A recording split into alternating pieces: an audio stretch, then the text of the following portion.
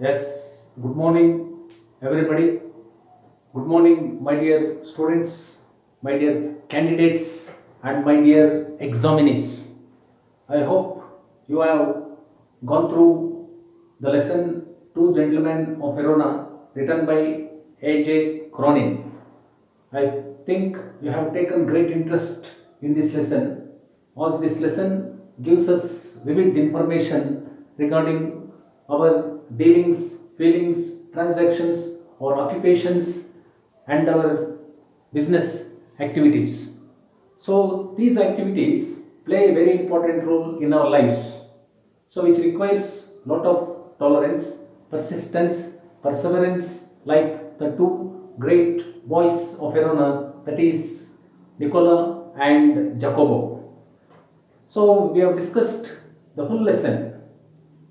So the length and breadth of lesson had been discussed. So a lot of conversation we have undertaken, lot of conferencing we have done. So this gives you a great deal of information relating to the sacrifices made by the two boys. So the two young, energetic and robust boys who had made a lot of sacrifices for the sake of their sister who had been suffering from tuberculosis of the spine. You know, Lucia is aged about 20 years. She had contracted this deadly disease during the miseries of war. And as a result, the family had to face a lot of miseries, lot of inconveniences, lot of difficulties. So they had very many difficulties. So they had to face very many problematic situations. Though they had undergone very tragic circumstances, they didn't give up their hope. So they didn't lose their heart. So in their very young age, so they became hard workers. So they did hardest works. So this pleased the narrator very much. This convinced the narrator very much, as you have seen. So when you have browsed through this lesson, so this is our duty and responsibility to do similar works in our lives. So it is a matter of working. So doing hardest works, so which would never hurt our feelings, so which would never break down our health. Only the bad habits, only addiction to some bad practices undermines our health, not hard work. So that is the proof the voice had shown to the world. So after discussing this lesson in detail, so we today on this occasion we are proceeding towards session 4, that is part 4. So subject English, entitled Two Gentlemen of Verona, written by A.J. Cronin. So that is revision 2. So relating to this revision, I spoke 3 words in the last session. Number 1, rehabilitation. Number 2, rejuvenation. And number 3, renovation. All these 3 things appear in this lesson. So in a bomb attack, their home was destroyed. What did the boys do? They renovated. So their sister was hospitalized in one of the hospitals at Poleta. So she had been hospitalized there for 12 months and she had been making very good progress. So what happened? So there was every hope one day she would walk and sing. So how did she feel? She felt rejuvenated. So when the German elite god left the city, left Verona, how did the people of Verona feel? So they felt relieved and rehabilitated. They felt relieved but not rehabilitated. But the circumstances were very tragic in Verona. Okay. So there was the food was scarce and dear. There was hunger, there was starvation. So work was scarce there. They were not getting jobs. There was acute unemployment. And most of the people are underemployed. So they became casual workers. And they became unorganized workers like these two boys. So look at the practicalities. So we think it is an easy joke. It is after all, it is unnecessary, it is irrelevant. No, it is applicable. So it is admissible, it is judicious, it is justifiable. Their actions are justifiable. So here we can see appearances deceptive. So how could the narrator explore, discover their confidential matters, their personal matters, their systematic plans only when he had seen through the glass partition showed by the trainedness. So in this way realization comes. In this way he got clarifications. So relating to their pathetic condition. No, sir, that is the discussion, that is dissemination.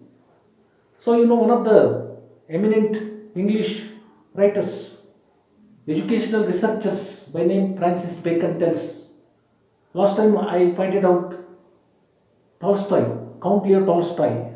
Today I am pointing out Francis Bacon. Have you heard about Francis Bacon? So what did he say about reading, writing and speaking? You must go deep into referring books. You should make a lot of references, not sitting idle, not wasting your time. It is a time that is available between birth and death. After that, no time, no space, no opportunity, nothing remains. So what happens? What does this Francis Bacon say? He says, reading maketh a full man. Reading maketh a full man. Conference a ready man. And writing an exact man. So that's why I suggest each and every one of you take it as a challenge. Take it as a challenge. Develop competitiveness in your lives, in your lifetime. So how do you do it? How do you do this? What did he say? Reading maketh a full man, conference ready man, and writing an exact man. So I suggest and recommend you should become excellent readers, writers and speakers. It is the speech. It is the spoken English or spoken Hindi or spoken Kannada that matters. So in this digitalized world, so understand, take it as a challenge, develop competitiveness. These two boys used to do their works with their usual cheerful competence, even at midnight, even at that alarming time. Hadn't they done it? Yes, they did it. Okay, so they stand as role models for us. They are the ideal people in the society. So they are the builders and rebuilders of society. So in this way, construction and reconstruction processes come into emergence. So making a detailed discussion on this lesson, exploring and discovering the truth, the realistic approach. So what the writer, thinks, what his literary works have represented. So they represented realism in contrast with other practical realities. Correct. That's the thing you should understand. So today coming to the point, revision 2. Once again I will come into revision 2. Last session I did revision 1. I hope you have taken it in a full-fledged manner. So become sophisticated in your lives. First you become sophisticated, full-fledged in studies. Make thorough reference, do thorough reading. So that helps you in the long run. That's what we learn from this lesson. So today, let me give you a vivid description relating to 8 questions which I have set. So which I am going to send online to you.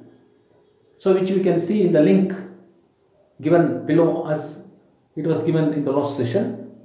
So coming to the first question, what have the narrator and the 2 boys?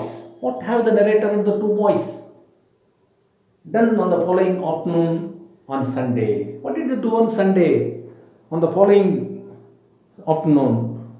So look into the paragraph, that specific paragraph. Look into that specific paragraph. Glance into that specific paragraph. Look into the grammatical structure. Look into the grammatical structure. 3 things matter here. One is the content. It is secondary. The second one is the grammatical structure, which stands first and foremost in linguistics. And the third one is punctuation. These 3 things are very, very important in your writing. Content, grammatical structure and punctuation.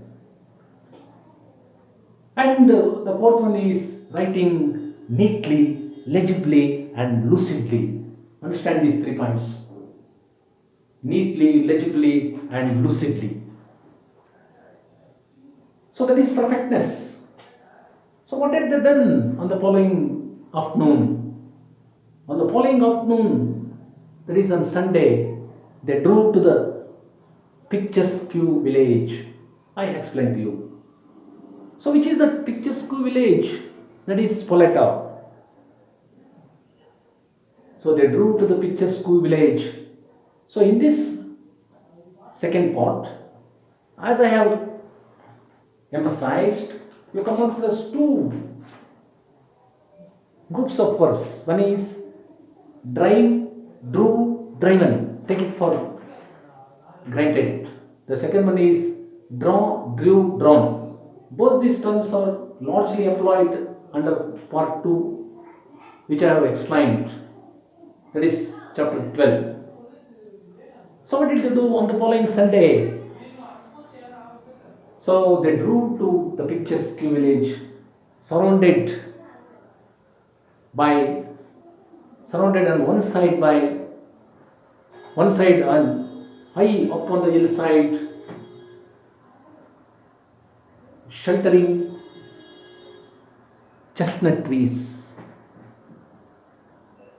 and a few pines on the upper slopes of the hill, and a deep blue lake beneath.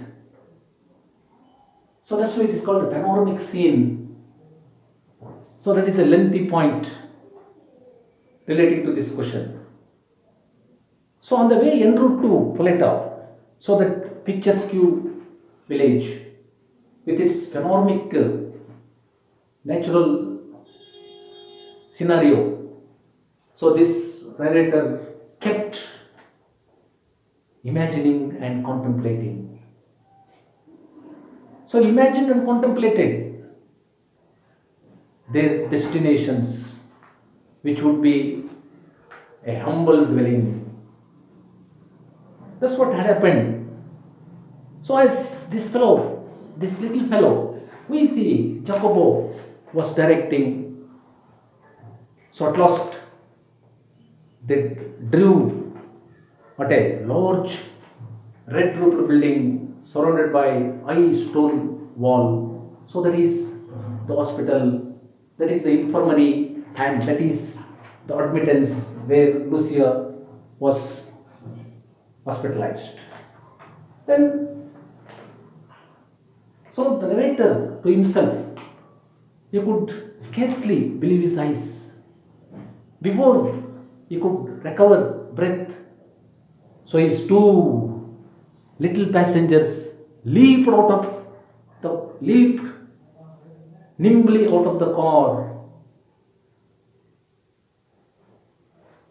So which was really shocking. So he did leap nimbly out of the car just to get away from the scene, just to disappear from the narrator's sight. So these are the developments relating to the first question. Yes. So the two boys, so the narrator's two passengers leaped nimbly out of the car. So after leaping nimbly out of the car, so they didn't disappear, they didn't get away. They didn't disappear. So they had given certain assurances to the narrator. So before departing from his presence, what assurances they had given? So they promised and assured the narrator that they are going to get back, that they are going to get back very soon, so that they are not going to make unnecessary delay. So they are going to get back to the car within an hour. So they also promised, they also requested the narrator to go to the cafe in the village for a drink. After giving these assurances, the two boys disappeared beyond the corner of the wall. So that these are the developments relating to assurances given by the two boys. And the third question, what had happened when the narrator found or discovered a grilled side entrance into the hospital? After the disappearance of the two boys into the hospital, the narrator followed them.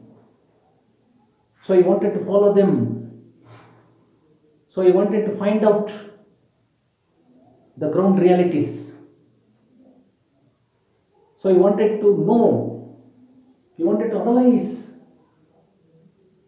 what their personal matters are, what their confidential matters are, what their systematic plans are. So, with firm determination, he rang the bell, standing at the grilled side entrance into the hospital. A pleasant looking woman with ruddy complexion and steel rimmed spectacles appeared.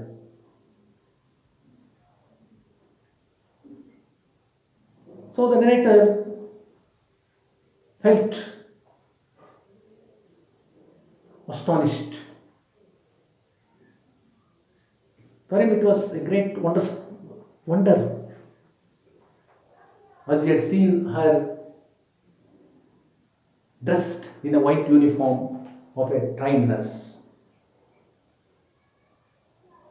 So no sooner he had seen the trained nurse than he informed her that he had brought those two boys there. When she heard this information, she felt extremely happy. Her face lit up. What does that lit up stand for? Her face brightened, illuminized. So listening to this statement, so she opened the door to admit him in, and she also assured him that she is going to take him up.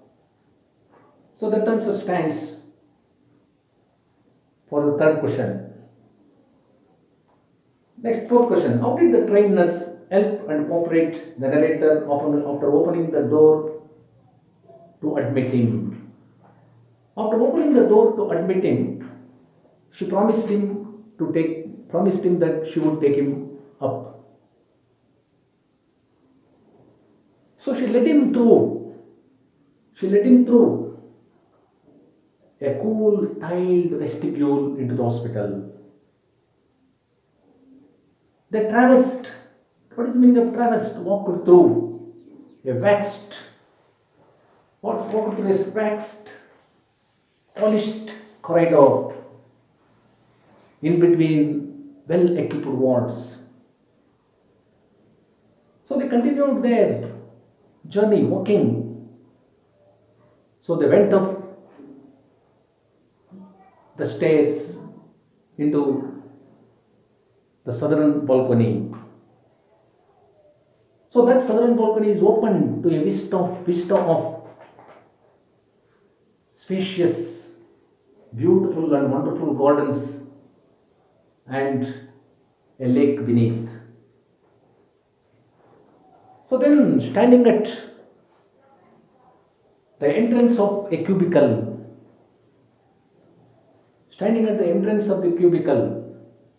she summoned the narrator.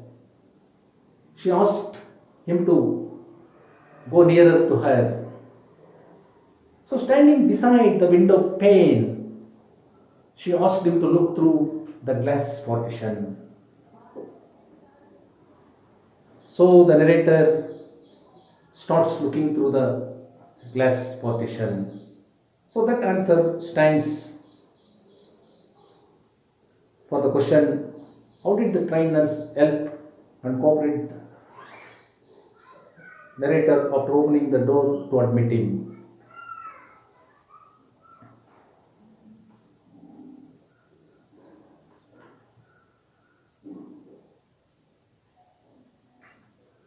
So then the question, what observations had the narrator made when he was asked to look through the glass partition?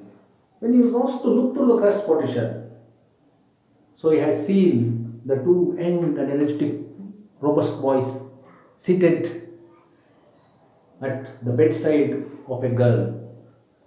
So that girl is none other than Lucia, who is aged about 20 years, their own sister, their elderly sister, older than Nicola. So they were chit-chatting, exchanging pleasantries, discussing, doing a lot of conversation relating to their personal matters, family matters, and other related issues.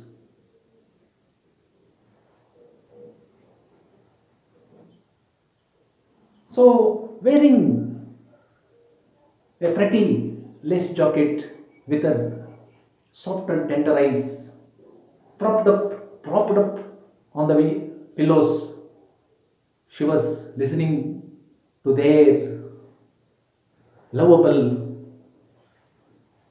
affectionate, and amicable chatting.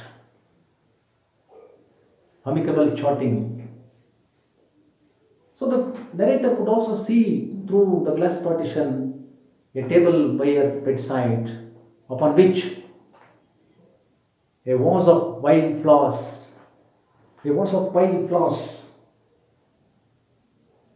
a dish of fruit, and several papers have been placed there for the sake of their sister.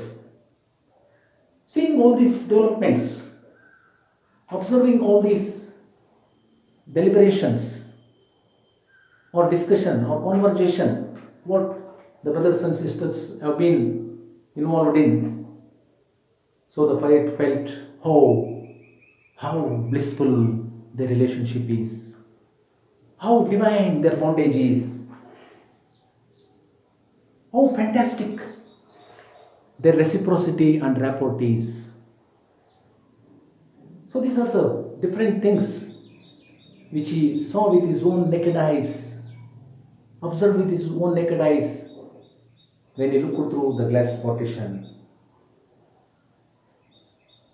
Next, what were the intentional reactions of the narrator when he was compelled to go into the vault so that Lucia would be pleased to see him? So after that, what happened? The trainers called the narrator, asked the narrator, advised the narrator to go into the vault so that Lucia would be pleased to see him. But the narrator doesn't want to interfere in their personal matters, doesn't want to interpose in their family matters, doesn't want to intervene in their confidential matters. He doesn't want to act as an intruder into the happy family party.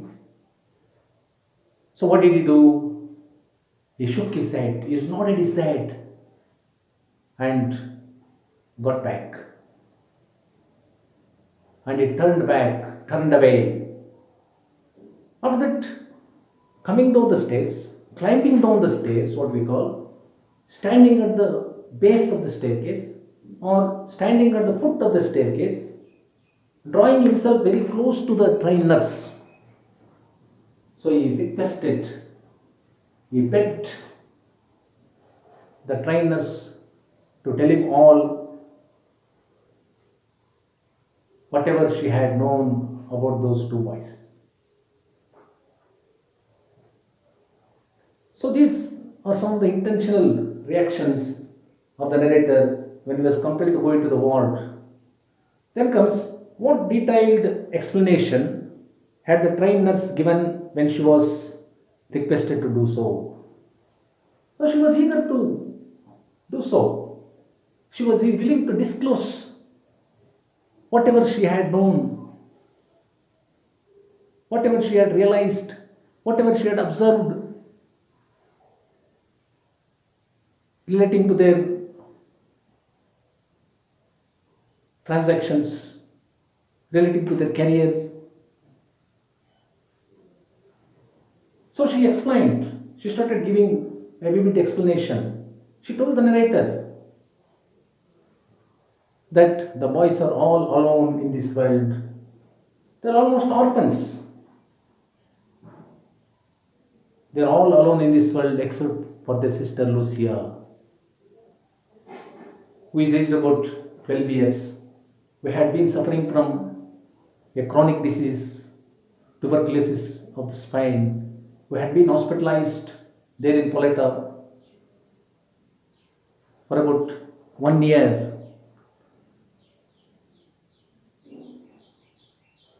So when their father was, she said, was alive, their family led a comfortable and cultured life.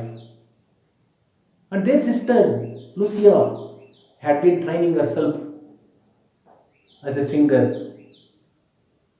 So the family is a full-fledged family, a happy family. So their father was providing all the basic necessities and facilities to the children. So their father was a widower, a well-known singer at La Scala, had been killed in the early part of the war. So the children became the real orphans. They're almost orphans in their lives. So what a pathetic life, what a miserable life. So at the death of their father, what happened? They had suffered horribly from near starvation. They had not only suffered horribly from near starvation, they had also suffered being exposed to the cold and freezing Veronese winter. For some months, somehow they survived. For some months, somehow they had kept themselves alive in a sort of shelter which they had built with their own hands. So that is the makeshift house. So that is a makeshift house. So the nurse kept explaining. So amidst these severe difficulties, complicated situations,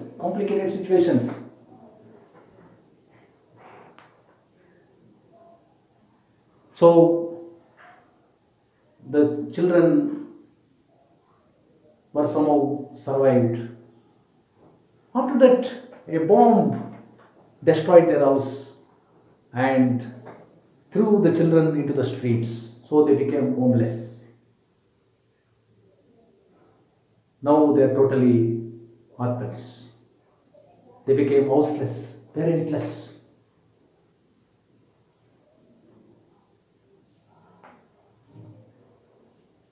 So way, they had been leading their miserable lives. So, what happened at the later stage? The German elite god once again committed aggression on Verona. So, they occupied Verona and established their headquarters in the city. For 3 dreadful years, they had ruled the city recklessly with ruthless severity. So the Veronians, including these boys, disliked and hated their harsh and unwanted masters. But they were helpless. They were helpless. So they cannot go for fighting. They cannot wage war against those monstrous troops. So meanwhile, what happened? A resistance movement began. A resistance movement was formed. A resistance movement was organized secretly. That is the forces of liberation. So these 2 boys who were growing up were first among those Veronians to join this resistance movement. So these 2 boys were ready to render any service, any patriotic service, acting like spies, acting like secret agents, as I have told. So they were assigned and entrusted with the works of collecting secret information on the movement of German troops. Sometimes they went in darkness through the mountainous valleys, mountainous slopes.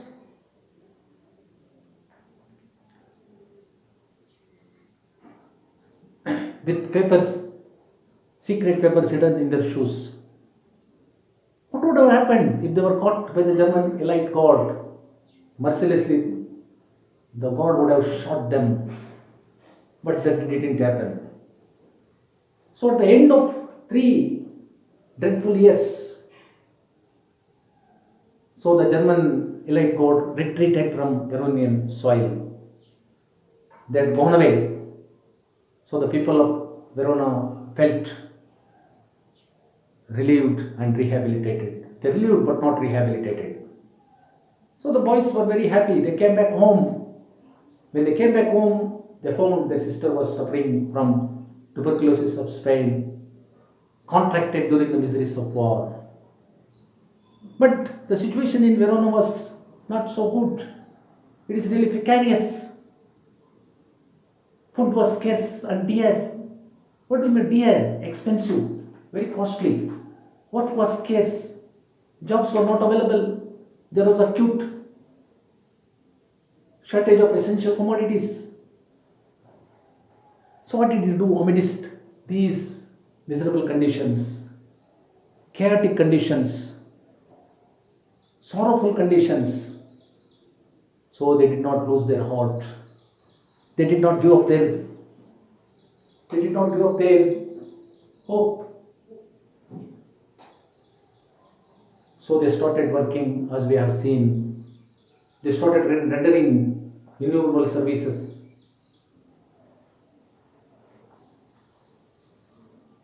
So with the same zeal and enthusiasm. And the trainers also revealed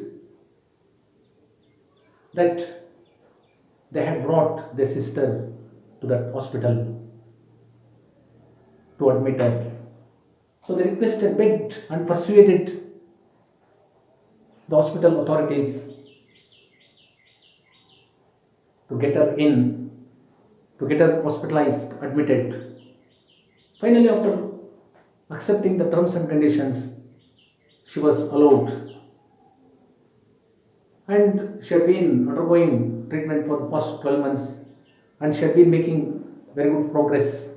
And there is hope one day she is going to walk and sing again. That's why the 2 boys come on every Sunday to pay the medical bills. They were not scared. paying the medical bills. They were not afraid of unaffordable medical expenses. For them, their sister was everything. So these are the details the trainers had given to the narrator. Finally, what happens? Do you think the ending comes to you also comes to you as a surprise? Why? Yes, the ending comes as a great surprise. It's a great surprise, though it's not a shock. So the narrator, sitting in his vehicle, so he was waiting in the vehicle until the boys returned and drew them back to the city square. On their way en route to Verona, so they kept mum. They were speechless. They did not speak. They did not talk. The narrator does not want to trouble them in any way because the boys were in a mood of quiet contentment. Yet their silent epic of youthful devotion touched his heart. So he feels very merciful, compassionate towards those boys. For war, the war with its attendant horrors and errors had not broken their spirit. They kept working. They did arduous works. They ran errands. All they did for the sake of their sister. For them, the sister should survive. For them, there is a hope one day she would become a more normal individual and should again walk and sing harmoniously.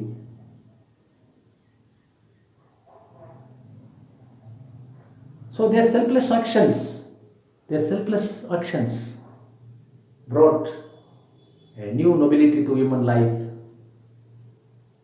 and also gave promise of a great hope for the human society. So saying these points, illustrating these 2 points, illustrating these points. So I am closing today's session. Wishing you all the best. God bless you. Bye bye.